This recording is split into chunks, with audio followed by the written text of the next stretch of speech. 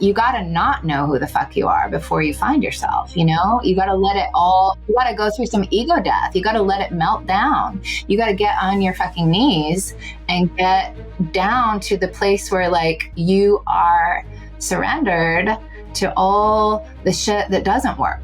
You know, and I think that's that's the place for men, and like to be in a place where that's okay, and that the culture is that, yeah, we do that, and that's how you actually get stronger. That's actually how you become a man, you know, and there's so much built up around trying to pretend that you have to already have it figured out. And the thing is, us as women, we know, we see it, and we would much, much rather have you be honest and authentic and stand in the power of like, it's like that claim and that certainty to like, it's not so much about where you are, but just claiming that you are, yeah, I'm a fucking mess right now and I'm figuring it out, you know, but the claim of that, you know, rather than the try to flex it. Okay, welcome back to the next episode of the Ignite the King podcast. Ooh, am I excited. Not only, this is not a guest, it is probably the most important person in the world to me.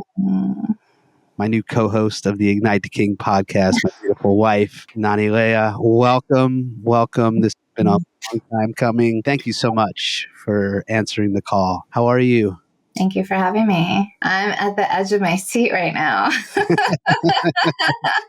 Good. 38 seconds in and we are at the edge of our seat. Oh, this is going to be such a peek into our lives, and I'm so excited and a little nervous. I got to be honest. I'm a little nervous out there. This is the big reveal, and yeah, I'm excited. You know, we have these we joke that like, you know, this is just Tuesday at our house, and how we have these powerful, deep conversations all the time, and it needs to get out there. And of course, you come into the Ignite the King Brotherhood in our container and share your wisdom. Come into the Wild Rose community, I share there as well, but more and more, it's been us coming together, and what a more perfect place than the Ignite the King podcast in this King season to deep dive some King energy. But before we get into the meat of the call, really just want to welcome you to the Ignite the King podcast, for being the co-host, for bringing yourself here. Thank you. Thank you. Thank you for inviting me. Thank you for having me. Yeah. Well, is there any intention or message you want to just start with to share? You know, we mostly have men that listen to this show. This is the Ignite the King podcast. Bringing in the feminine perspective is always so powerful. So as we get into some of these topics, if there's anything you want to say, just as we start to lean in, it'd be wonderful to hear from you. Okay. That's what I'm here for. So is there an intention you'd like to set, or a message you'd like to say before we kind of get into the King energy and how it shows up in relationships and things, that 3 things men can do? So anything to get started in. You've been so involved in the brotherhood and the men, and you have such a love in your heart, and you champion us so much. I want the men out there listening to feel championed by your words as well. Thank you.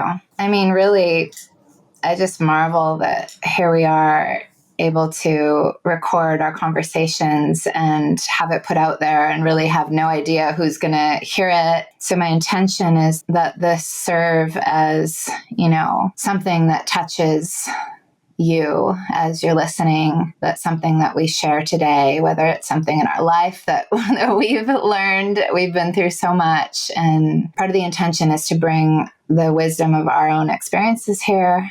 I know that the value of having, you know, masculine and feminine lens and heart and perspective has really, for each of us, I mean, we've been, I won't speak for you, but I believe I know this to be true, that we've been each other's like greatest catalyst. I thought you were going to say medicine, but catalyst is good too. Medicine too. And it's, so to have me come here is with that intention to, you know, maybe something that I say just comes in a different way, that you hear it differently, or it's something that you're hearing from a woman that, you know, brings a new perspective or a new way of shifting how you see things, that gives you the medicine or the catalyst as well. Because I feel like we're living in these incredible times where seeing the kings rise and seeing, you know, couples coming together in beautiful union is really, you know, I believe the medicine of the world right now. Beautiful. I don't hide it, but so much of my inspiration and things I've taught in Ignite have come from and through you in various ways. We've been learning together for over 20 years. And just to give the listeners out there a little history, we were in chiropractic network practice for 12, 13 years. I was thinking about that this morning, together in 2 different locations in California, 2 wellness centers. I've bumped it up to over 90,000 sessions at this point. When we counted, that was 80,000. That was a while ago. We've done a lot since then. But we've learned to, not just in relationship, but even professionally in the healing arts, to work together, to work in that synergy together, to kind of weave together. And I think for me, that's part of the intention of having this platform now with the podcast together, is to bring that healing energy together and amplify the message that's going out. Yeah. Men may hear it differently coming from you and be able to onboard it in a new way that I don't communicate, and vice versa. But I truly believe that coming together, there is, as we call it, that I've taken from you, sacred third energy that emerges when we come together in these conversations. So one of many to come. I'm super excited. I'm sure more of our history will get revealed as we go. I'm going to reel it back for a moment, but I'm ready to get into some of the meat of this and really talk about this king energy. You talked about the king's rising, right? And I think for men out there, they may have heard that term, of course, but don't really know what it means and what does it mean for a man to be in his king energy. In our group right now, we're transitioning from the magician archetypal energy into the king, and that's just the season we're in right now. But ultimately, a man needs to express his divinity through his kingship, and that's our duty, our responsibility as men. And coming into that, and again, just to give the feminine perspective, what does it look like to see a man rise in his kingship? Like, what does that look like from the feminine perspective? Because I think men don't even know what that is. Juicy. Well, I think that's the first time that word has been used on this podcast, and I don't think it's going to be the last. I'm still having to find my footing here, folks. So just allow me. I can't believe you left this podcast. I can't believe know. Here I am. Oh my God. My toes are curling like this right now. I can feel it. Sort of, not really. It's so hot. Okay. More an excitement. Okay, let's bring it in. Reel it in. First of all, as far as the king, I mean, let's see. What does it mean to a woman? How do we see it? How do we hold it? Yeah, something you say, maybe I'll give a little more context, as she saw him, so he became, right? And we can see that from, Mary seeing Jesus rise to queens seeing their kings rise. It's such a powerful thing you've always shared. And I know men will be so motivated by being seen a certain way. They just have a hard time seeing themselves. So it's like, what do you see when you say that? So a man has a sort of a way to onboard that of like, okay, this is the embodiment of that energy.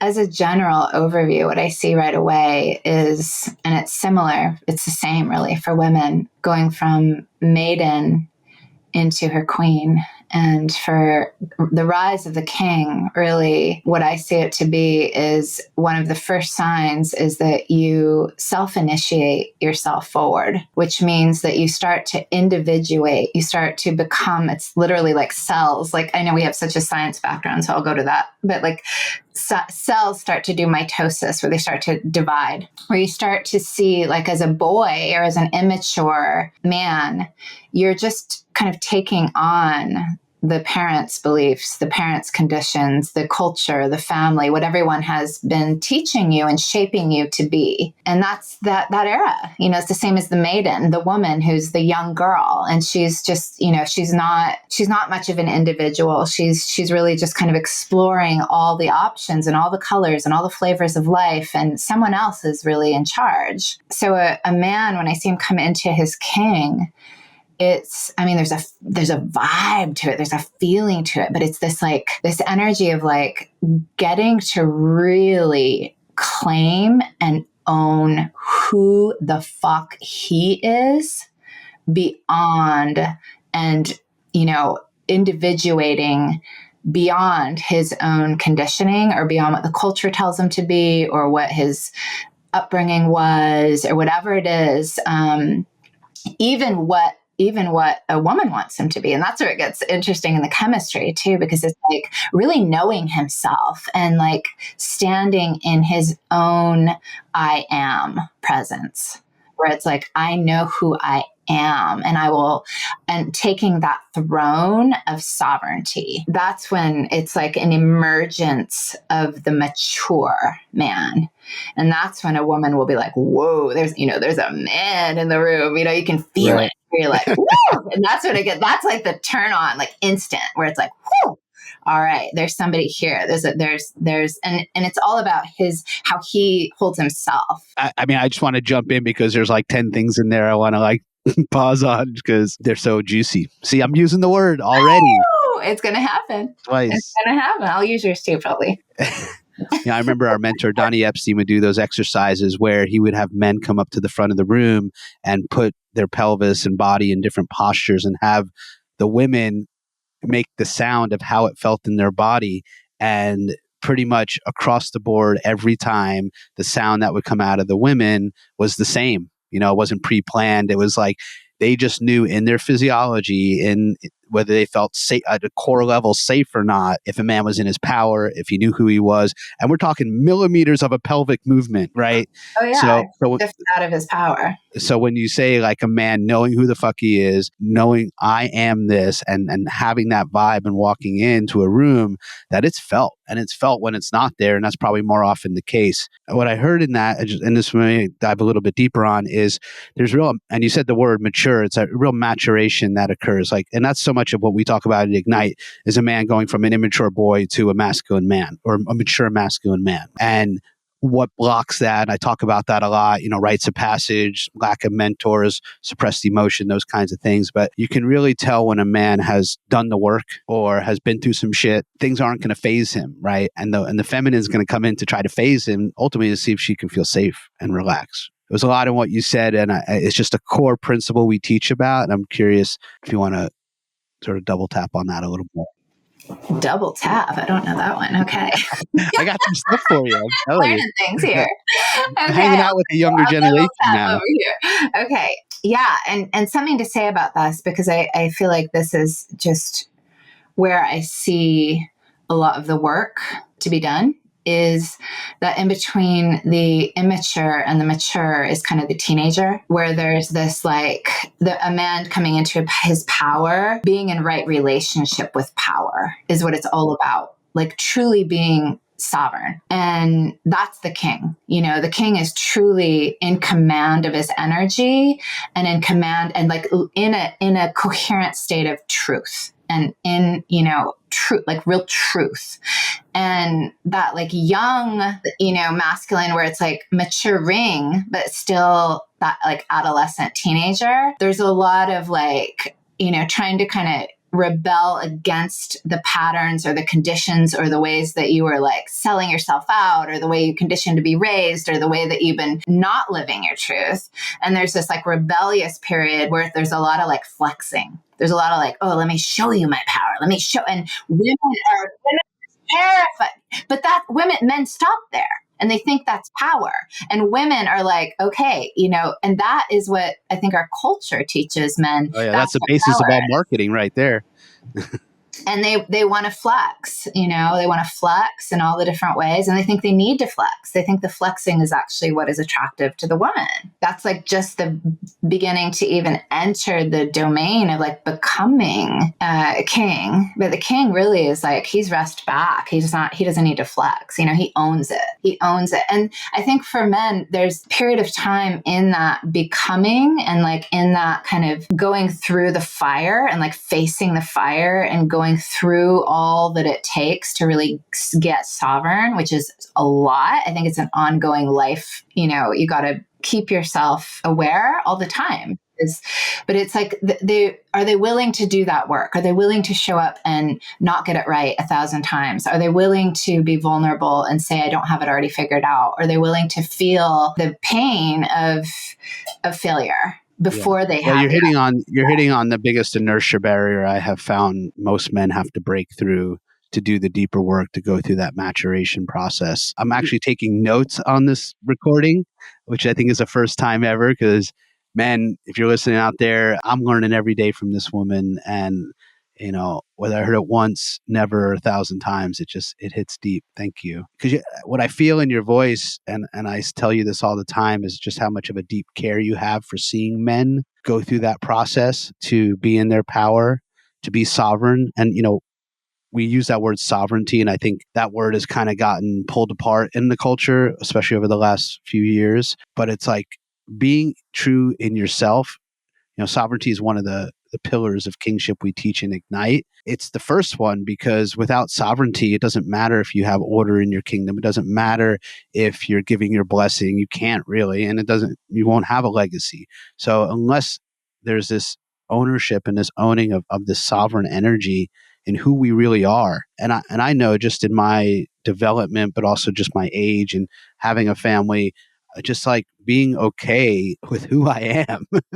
That's taken a long time. And that's, I think, just a baseline goal for men to get to start to feel into what this king energy is in their life.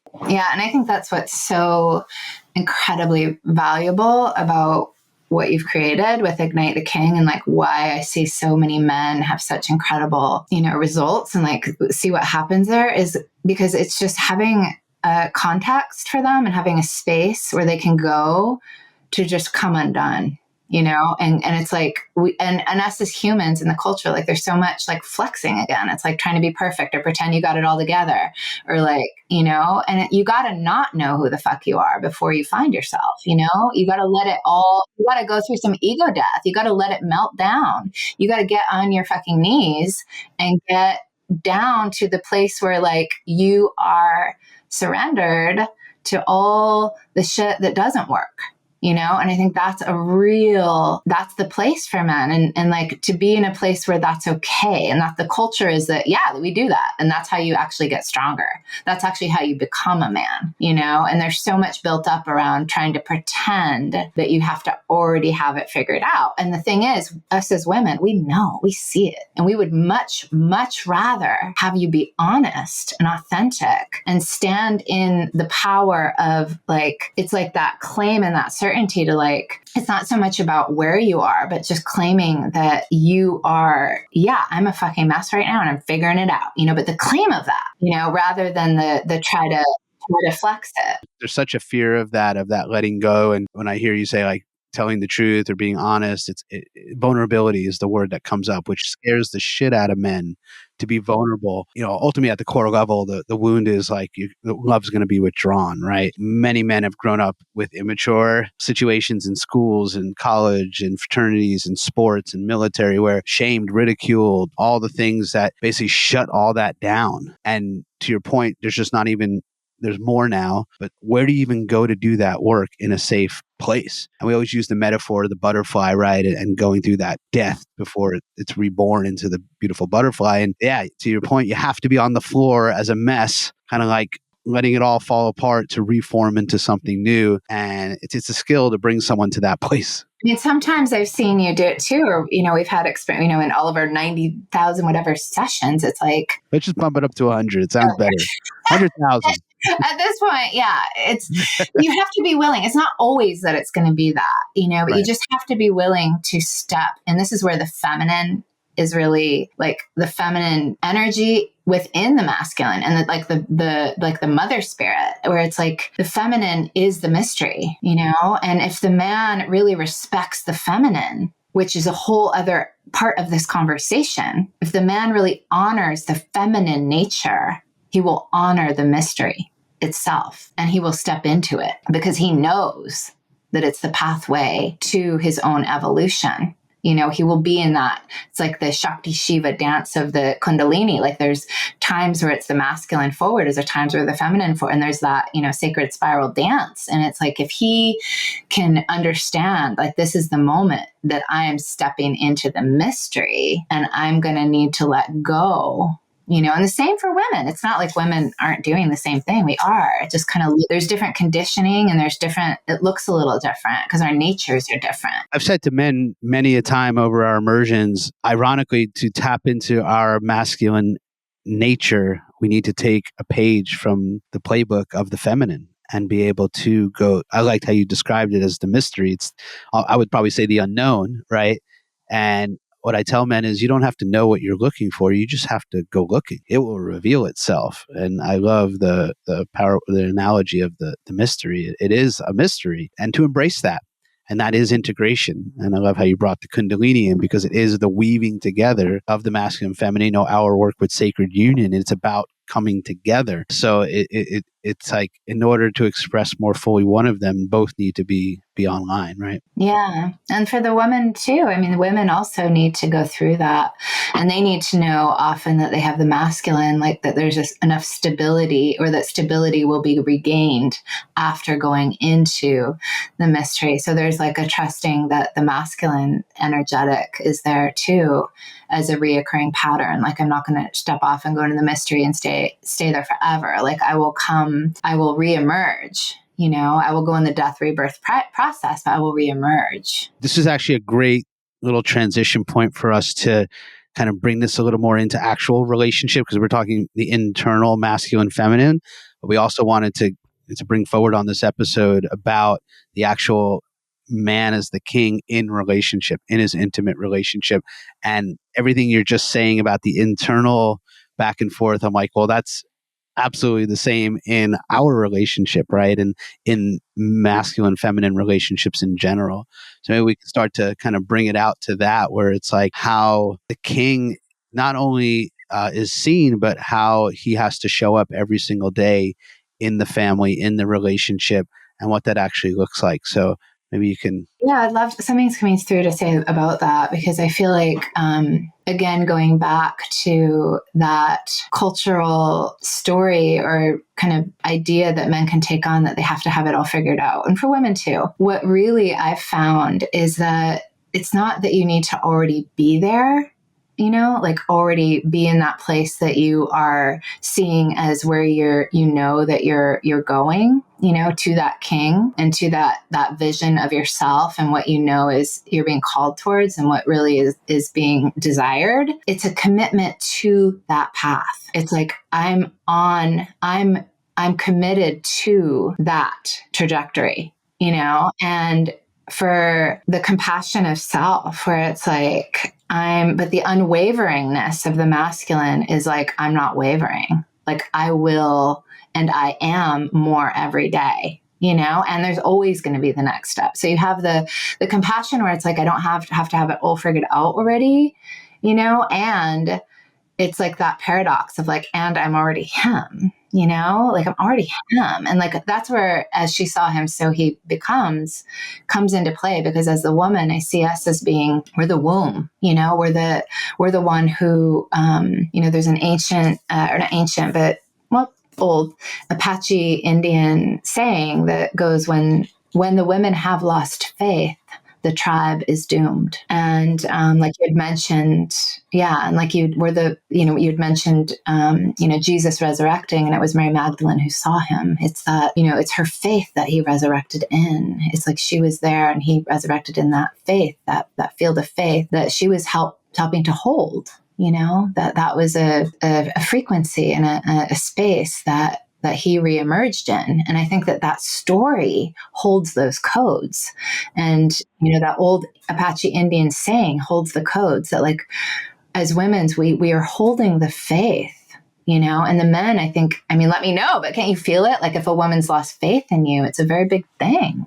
This is, I feel like the whole energy of the recording just changed, because you dropped it down a bit there, but powerful. What was coming up as you were talking is like, one, thinking of men that aren't in a current relationship, where they're having to conjure up that knowing with it not being necessarily reflected back to them in a relationship, how to embody that in the search for the queen. And that came up as you were speaking. Also, just how men, they want to do the work. They really do. They need to feel like it's being seen and it's being recognized to a certain degree, where it's motivating for it to be reflected back. Like, I see you.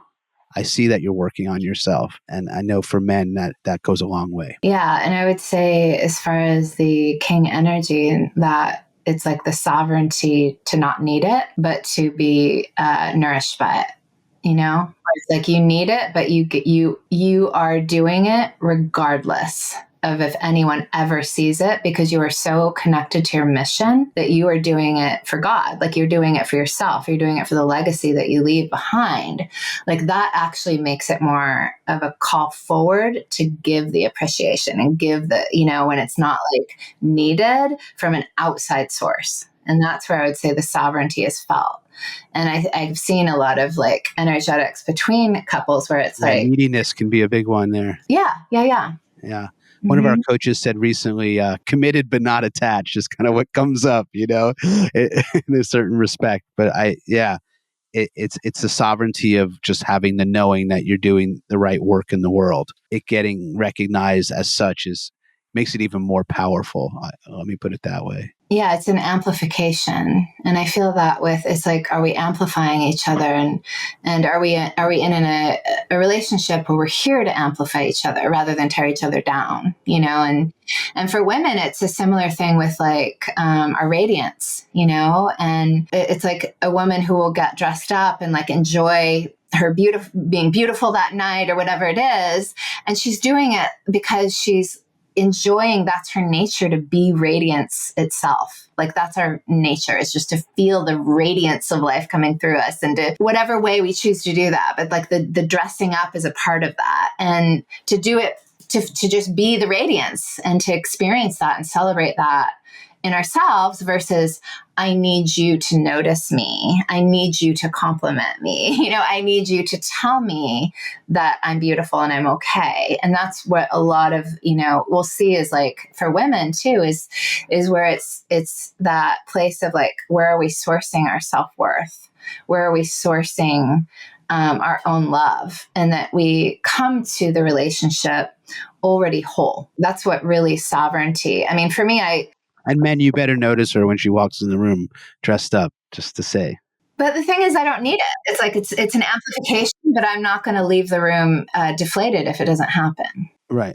And some women will, right? You said something earlier, I mean, we can touch on for a moment, but like about tearing each other down. And it is interesting that how that does happen a lot in relationship. In our most deepest, intimate relationships, there's lots of ways that couples have learned to tear each other down, sideways attack, passive aggressive, naming those because I've done those, right? Like, so it's like how to come into, I love when you say right relationship with power, because there's power in being able to reflect and to give compliments and to not need it. Like that's in being in your power, so to speak. So I love that. I did mention about men that aren't in relationship and how to come into that, because we're sort of getting toward the end of our episode here, but I want to make sure, because I'm sure many men listening that fall into that category, and I don't want them to write off the wisdom here because, I'm not in a relationship. So what would you say to those men? I would say that is a really incredible time to,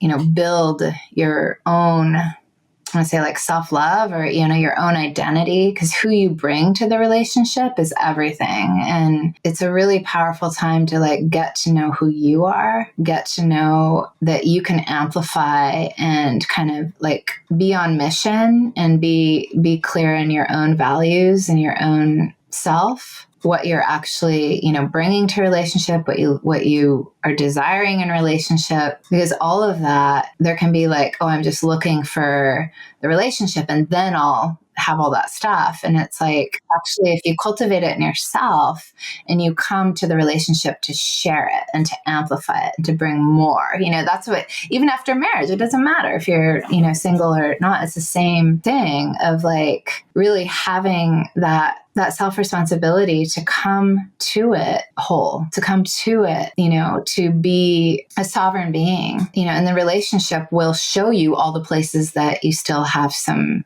work, you still have some places where you still got, and for me too. And it's ongoing, you're just refining, and it's how you be with yourself when you do find those places that matters. If you can say like, oh, wow, I'm actually glad I'm seeing it so that I can tend to it and I can grow and heal and get stronger and bring more of myself to the table and find the energy leaks in my system, versus like, oh, I want to hide that and I want to then do something passive aggressive or sideways or whatever it is. But it's that like relationship you build with your own process. Well, something you said in there, I mean, the relationship is going to reveal where the work needs to be done. So the more work we can do on the front end of getting into that relationship, and I've seen that so many times, our immersions, and especially the men that have been in our year-long program, where it's like they are not the same man in a year than they were when they started.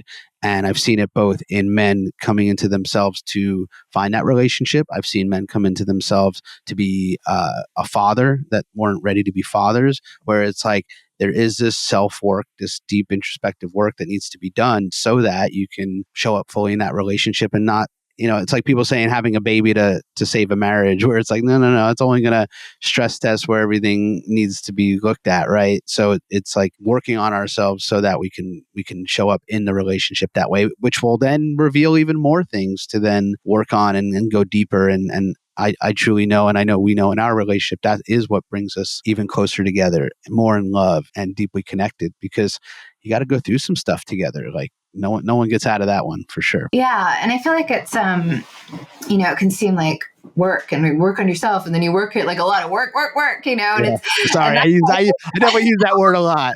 I'm like, gosh, babe, come on. Like it's the feeling of like how you be. Well, men can relate to work. That's the thing, right? You like it. You really, I know you're big on that in the group too, of like, what's your work? And it's beautiful. And it's, I think that's maybe more for men too, that you're looking for the challenge, and women we are on the Ignite. We got to remind you, we're on the Ignite the King podcast. Right.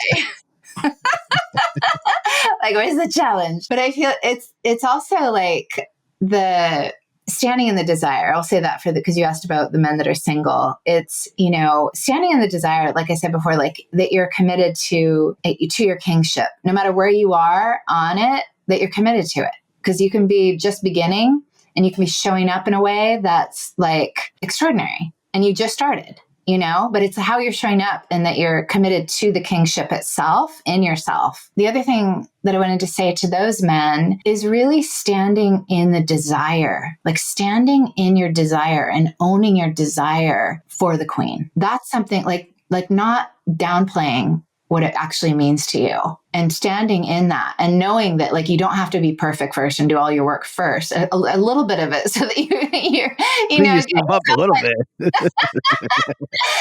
Get yourself kind of ready. Get a haircut, jeez. I just got a haircut today. Went a little too long.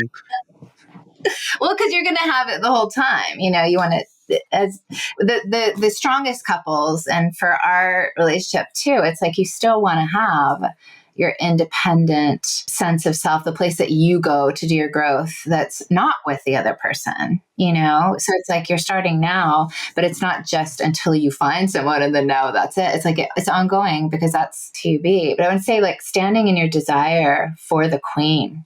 And that's a real ownership and sign of kingship, I would say too, because that can be kind of downplayed, or it can be, again, this kind of flex that you don't need her, or, something there, and I think really standing in the desire of her value and how much you really do desire her, and like a recognition of like a commitment to that ultimate love that you can find together, and like already standing in that vision that she gets to step into that with you, but don't wait for that. Like you can stand in that vision and that desire and in that like sweet anticipation that like she's coming. That is probably the best place to leave this episode. I love it. Hear a pin drop. Stand in your desire, men. Love the energy of anticipation. I feel like that's lacking in our culture. We're so used to instant gratification. Anticipation, I